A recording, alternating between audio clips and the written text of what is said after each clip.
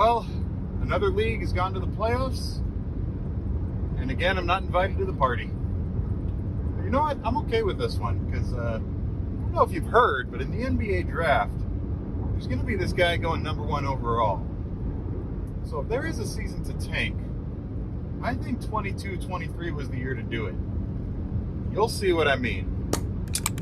Episode 7 starts now.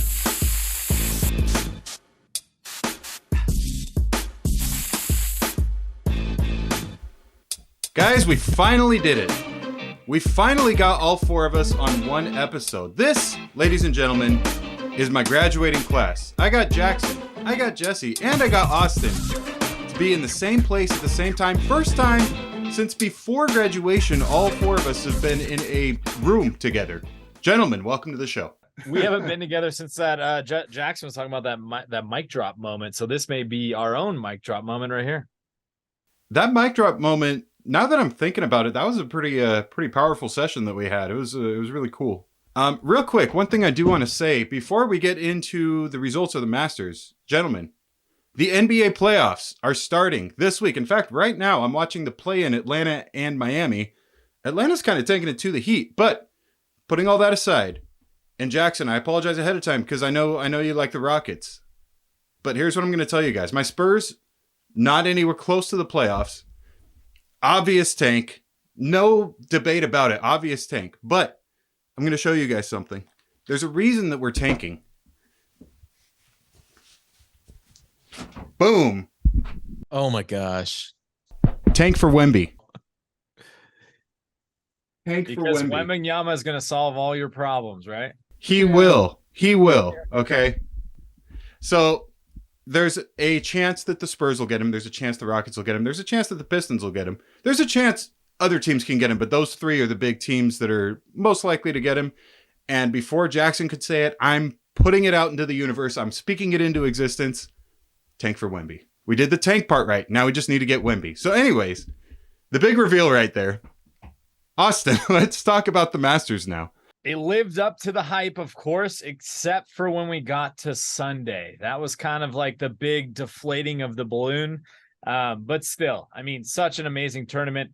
Tons of great big-time golfers up there. I think it was big for the Live Tour. At one point, they had 4 of the top 5 golfers, at the top of the leaderboard, which goes to show you that these golfers deserve to be in the world golf rankings, which is a big argument that a lot of these people have been having lately. But overall, as a tournament, I think I called it on Thursday. You asked me, who do I like? I did say I do like Jon Rahm, the Spaniard. I mean, gets it done. What else can you say? One of the biggest stats that I saw is Jon Rahm now has a better chance at winning a golf tournament than missing a cut. He has 20 victories and only 14 missed cuts in his entire short golf career thus far. And that is just, absolutely impressive. The numbers from Sunday, 12.5 million viewers. It was up like 55%. One of the most biggest golf events watched on television. So I think you can just see right there how big this event truly is. Sunday was still special. Obviously, the rain, had them playing multiple rounds in a couple days, in the same day actually too. But just would have been nice to see Brooks Koepka, step up a little bit better than he did. He kind of just laid down, and John never faced any pressure, right? He had a 3-shot lead going to the back, 4-shot lead, later on down the stretch. Didn't really matter. I mean, he could easily made double bogey on 18, still would have won the Masters, but it's an amazing story. Jon Rahm deserves it. And, once again, tradition unlike any other. It was a fantastic weekend for the Masters. It's another thing that you had talked about in the previous episode was the weather having a huge impact, and it definitely did because it stopped play short of the final day. Do you think that had any effect on someone who maybe could have leaped over Jon Rahm to maybe secure it in the next day? I think yes and no. I mean, don't get me wrong. Brooks Koepka got really lucky how he went later on in the daytime in the first round and then really early in the second round, right? So he missed all of the weather. He went out and scored big time in the first day, scored in the second day as well. So some of these guys who had the opportunity, if they were good enough, talented enough, obviously every player there is talented enough, but if they had the chance, they got stuck with with the rain. Justin Thomas, for example, had a 99.9% chance of making the cut, and he was on the 13th hole, and he ended up missing the cut. And he said, he actually went live with some of the broadcasters walking down some of the fairways, and he was just explaining how, you guys don't understand how hard these conditions are with the wind and the rain, and just how it was like softening up the golf course. Now, sometimes I can make it good, but they were struggling out there.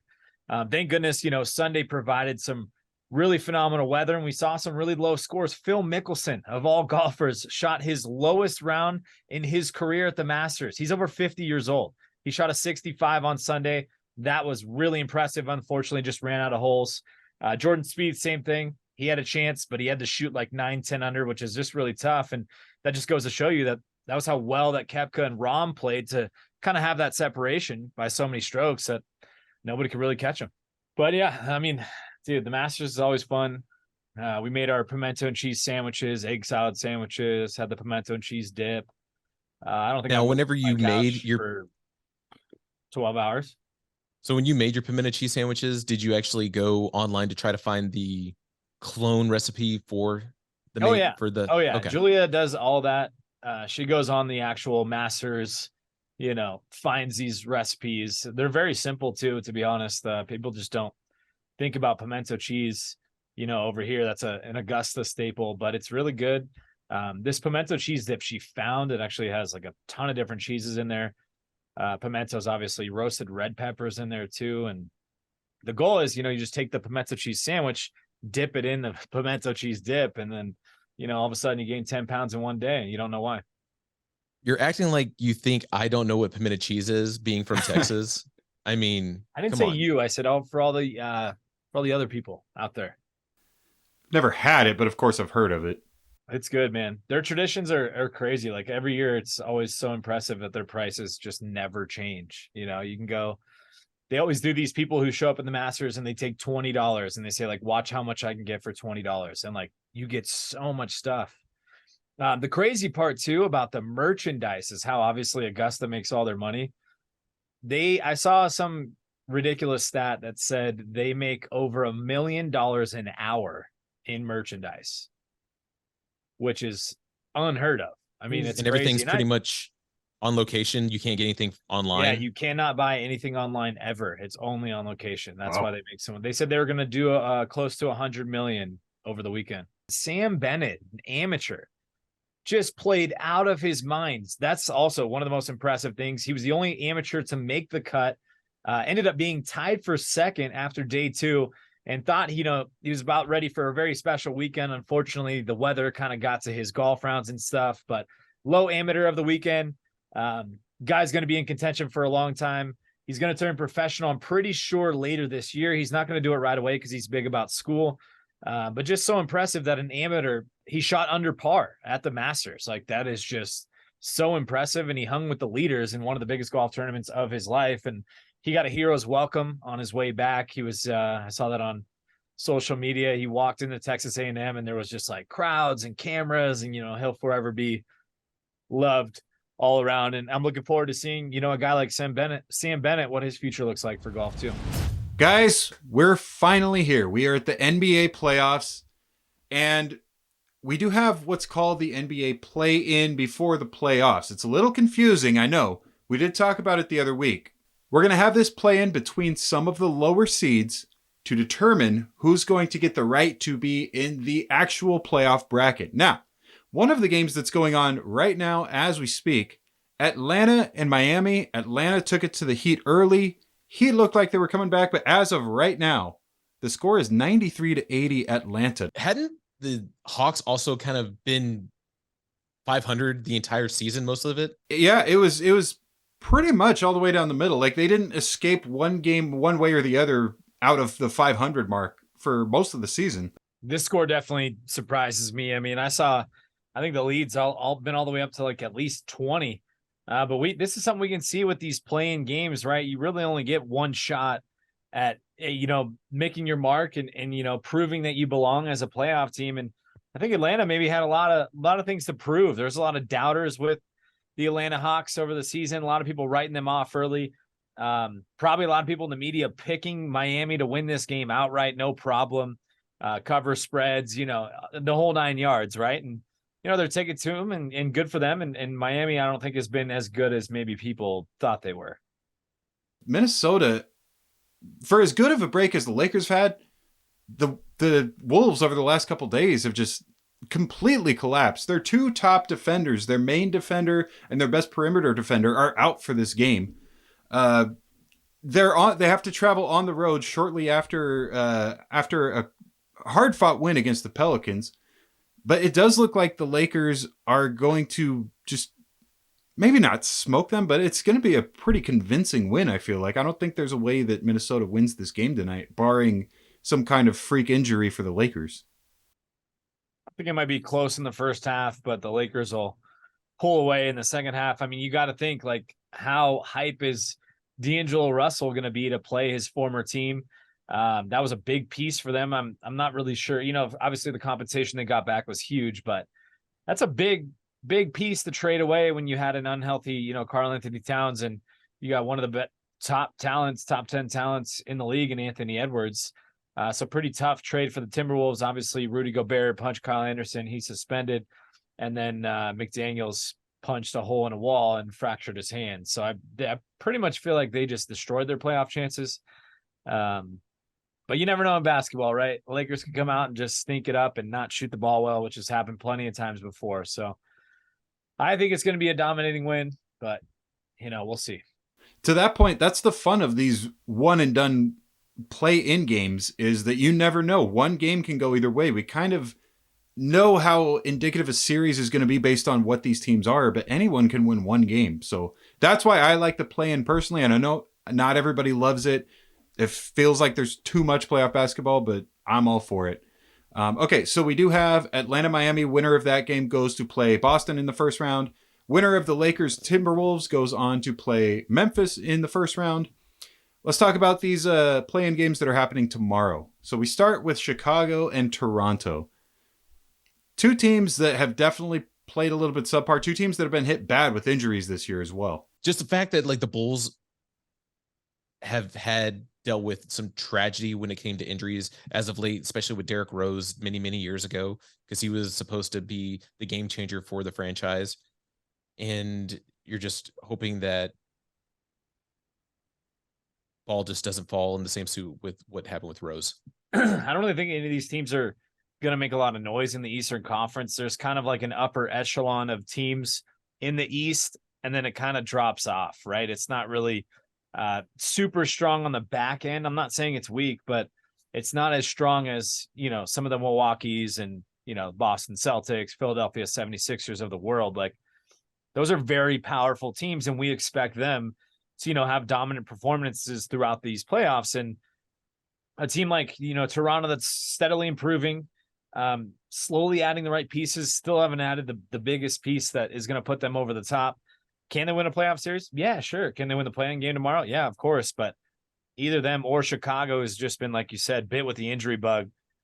Definitely not going to go far in the Eastern Conference. And, look, good luck to the team that has to play Boston in the first round. So there is a vast amount of parity in the West, not so much in the East. Not whatsoever in the East. It's very top-heavy. But in the West, yeah, we look at the second play-in game. That's going to be Oklahoma City and New Orleans. Both of these teams, super impressive. Both of these teams, I don't think a lot of people thought would even get to this point. Now, the difference in their records and the records of teams that are even 4 to 5 seeds above them is like, 2 games, 3 games? So, I mean, anything can happen in the Western Conference. When I look at OKC and I look at New Orleans needs Zion Williamson if they're gonna make a serious run in the playoffs, I would imagine. Can they beat OKC? Yeah, but OKC full of all these young guys. I think the average age on this team is like 23 years old, maybe less than that. It's been really impressive to see what they've done this year. Exactly. And you don't have your first round pick and you're still being able to make the play-in. What an impressive year from SGA, man. Holy cow. Like, exactly back to your point, Jackson, with the loss of Chet Holmgren at the beginning of the season, for him to step up and do what he did, I've heard he's gotten some, not number one MVP votes, but they allow you to pick top 5. I've heard he's gotten some of those 5th place votes. Especially the future for Oklahoma City. They have so many assets. It's just ridiculous. I don't know how many first round draft picks that they have and moving forward, but it's just ridiculous that you continue to see them either in the lottery or just even within the top 10, even top 15. So in the Eastern Conference, the 3-6 matchup, Brooklyn and Philadelphia, you have Ben Simmons versus James Harden. Of course, Ben Simmons is going to dominate this matchup, right? Of course. Yeah. No. Remember, we need the Philly team to make it to at least a conference championship. And then make it to the finals so they can get butthurt. They got to lose the finals, yeah. So I think this is going to be a pretty easy round for Philadelphia. I think that the way that James Harden is playing, the assist leader in the league this year, by the way, the first player in NBA history to have 2 assist titles and 3 scoring titles in NBA history. So, yeah, congrats to him. And of course, Joel Embiid playing it at MVP level, whether he wins it or not, he is playing at that elite level right now. I back you on that one. Philadelphia is going to just boat race Brooklyn just because a lot of the record that Brooklyn had before losing Kyrie, before losing KD, it's just being able for them to actually still finish 6th is impressive. Mm-hmm. But Philadelphia is just playing on a different level. And the fact that how Harden has been able to just adapt and instead of being a shooter and being the assist leader, upping his game, knowing his role, especially now, just being the 2 to Joel Embiid's number 1, that's awesome. I'm rooting for him, even though the way they left Houston, I'm still rooting for him to hopefully get that ring.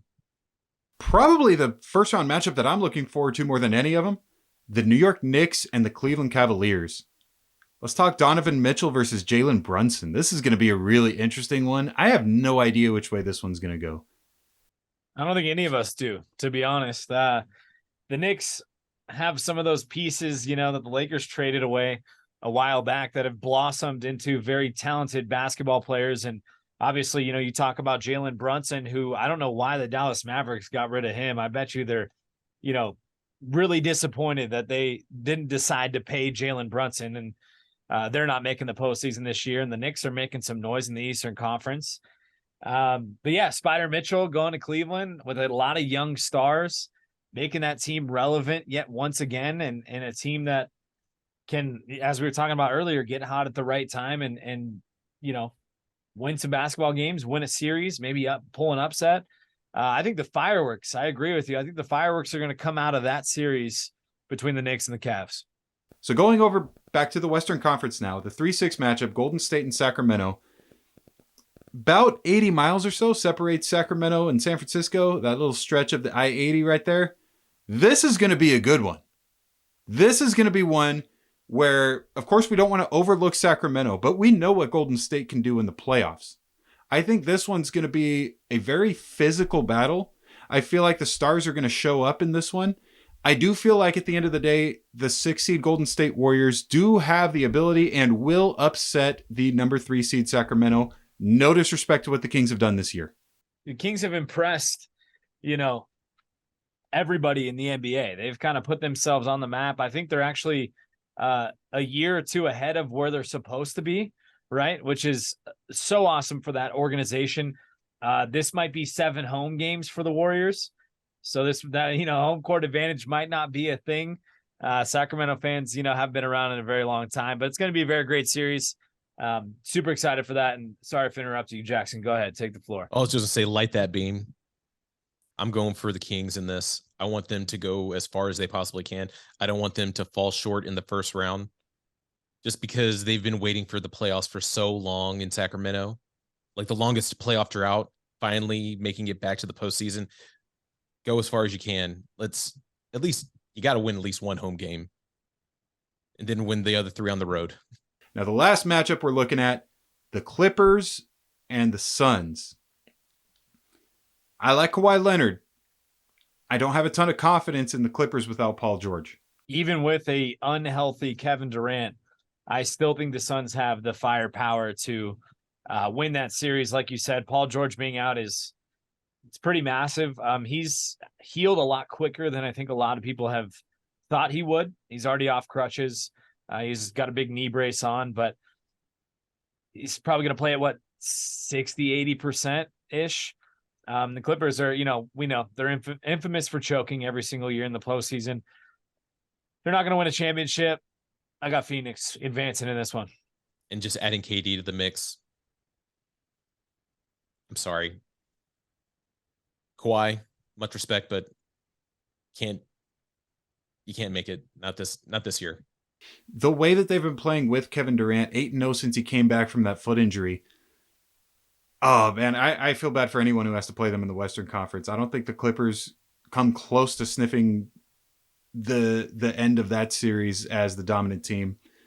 You look at the round 2, they're probably going to play the Denver Nuggets, or possibly, if one of those other lower seeds can't upset, they're going to play one of those teams. And I think those are very, very poor matchups. We saw them rout Denver a couple weeks ago. I don't know. I think the Suns are going to make it out of the Western Conference and into the finals. That's my take on that. But it's early, it's a 2-month playoff, so we'll see what happens.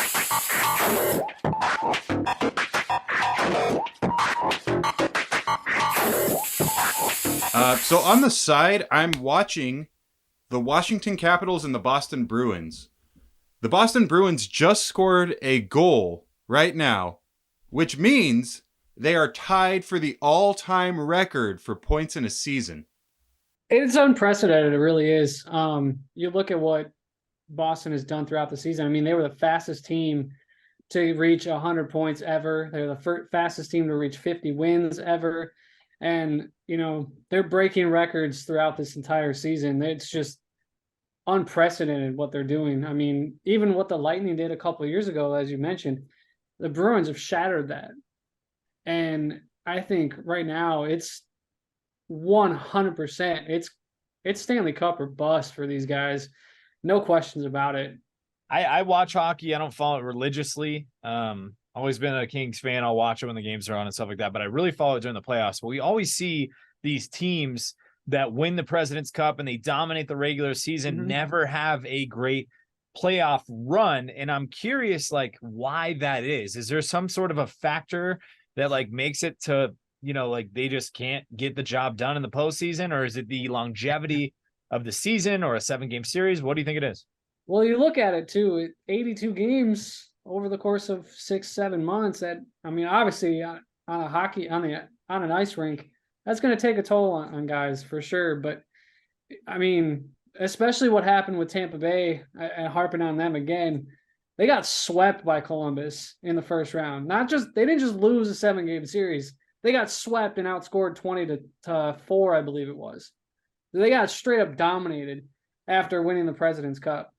But honestly, nothing tells me the way Boston has played this season, nothing tells me that they're going to get stopped like that until it came to the Stanley Cup finals. But yeah, it is interesting to look at that, Austin, because historically speaking, whoever wins the President's Cup, they struggle in the playoffs, at least in the early rounds. When it comes to the playoffs in general, it also is kind of the best momentum going into it. Right place, right time. You can look at it in any sport, especially I'm going to use baseball as an example. Yeah. The Phillies came out of nowhere last year. And even the year that the Washington Nationals, whenever they won the World Series in 2019, just right place, right time. Even the Braves in the Braves in 21 made some moves at the trade deadline and were just red hot. Once you get red hot, it boosts your confidence and you have that mentality that we're not going to lose this. And while you could be king of the mountain in the sake of the Bruins right now, rolling into what's going to happen once the playoffs start, the little guy's going to come up and punch him in the mouth, and the Bruins are going to be like, wait, what happened? We can actually bleed. And the other guy's like, I don't have time to bleed. Pretty much. That's what it's going to look like. Guys, just moments ago, the Boston Bruins scored another goal. They now are in sole possession of most points scored in a season. So as we're talking about the NHL, this happens. So congratulations to them. Most all-time wins, most all-time points. Good job, Bruins. Now, if you get swept in the first round... I'm all for that, by the way. All right. Speaking of hockey, a couple days ago, I was watching the championship from the Frozen Four. Jesse, can you tell us a little bit more about what happened this weekend? Well, first, I want to ask y'all a question. Sure. If any of y'all can tell me the state that Quinnipiac University is located in. I have no idea. I believe I know it, actually. I'll let them guess, and then I'll see if I get it right. I'm going to say this. I didn't know it before they won the Frozen Four. Okay. I do not have any. I still had no idea. I'm gonna guess Idaho. Wrong part of the country. Actually. So I think it's a New England state. It is. I think it is. Gosh. Okay. True. Give me two guesses. I'll say for my first guess. Because I read about it and it slipped my mind, but I know it was that region of the country. I read about it after they won. Was it Connecticut? It is Connecticut. Hamden, Connecticut. Quinnipiac University. Third time's a charm, guys. They were there 2013. They were there in 2016. Came up just short. And it looked like coming down the stretch, they were going to come up short against Minnesota. But late third period goal, tied it up. And then 10 seconds into overtime, Quinnipiac gets their first national championship at any level in any sport in school history. So I just want to give a big shout out to them. Big time win, Frozen Four, first title ever, and really excited for Quinnipiac here. Dude, you love to see it. Yeah, I don't think you could honestly write a better story with, how they ended up winning that game, late goal in the third period, like you said, Jesse. And then I think we all have seen the highlights from overtime, the breakaway, the pass, the shot, just like the celebration of that feeling where like that weight has been lifted off and they finally won, a championship for the first time in school history. And that's just like, it's epic, right? These are what epic sports moments are like all about. And can't wait to hear, more about the story, or in like, about 15, 20 years, we're going to hear an ESPN 30 for 30, if it's still a thing, about the Quinnipiac hockey team that won the Frozen Four in 2023. It's going to be awesome. So yeah, big shout out to Quinnipiac University, if I say that correctly. Let's keep things moving right along with this record-breaking weekend. Guys, the Warriors scored 55 points in the first quarter of a game against the Portland Trailblazers. I know it's the Blazers. I know they weren't playing at their best. I know Dame's already checked out. But guys, 55 points in one quarter. That's the most first quarter points in NBA history. Well, shoot or shoot. Is that good? Shoot or shoot. It's all right. Well, I mean, you got Steph Curry, the guy who probably single-handedly changed the game of basketball forever with a three-point line shot. It's only fitting that his team, would score 55 points in a quarter and set that record among many other records that, him and Clay have kind of bounced back and forth with most three-pointers in a game and dominating that. And it's going to go down as two of the greatest shooters ever in the history of the NBA, playing on the same team in possibly one of the greatest dynasties ever as well. And they're still not done. Watch out for the Warriors in the playoffs. I'm a Laker fan, so I can say that. I'm not a homer for the Warriors at all. I do like Steph Curry. Lakers are obviously going to the finals. We know that, but as all Lakers fans would say, but watch out for the Dubs, man. They're out to prove, that they're still not done, that they still have the talent to make a deep playoff run. And I'm super excited for the NBA postseason.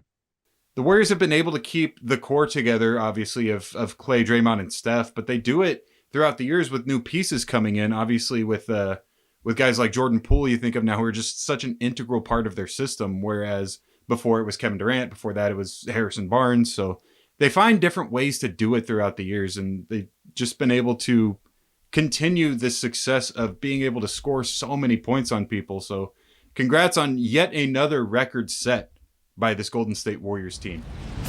Guys, I'm so glad we got to do this, all four of us in the same room at the same time for the first time in a long time. Appreciate you all being here. Can't let you guys know enough what you guys have meant to me, both on the podcast and in school. I appreciate every single one of you very much. Getting a little too sappy for me, Jordan. We appreciate you, Jordan. We always got your back. That's for sure. Absolutely. I appreciate you too, Jordan. Thanks, guys. Well, thanks for coming onto this episode. And thank you guys for watching episode 17 of the Circus Catch. Can't believe we're already almost an adult. Well, from all over the place. Yeah, so we're almost on episode 18, Jackson. So that's what that means. We're almost an adult podcast, yeah.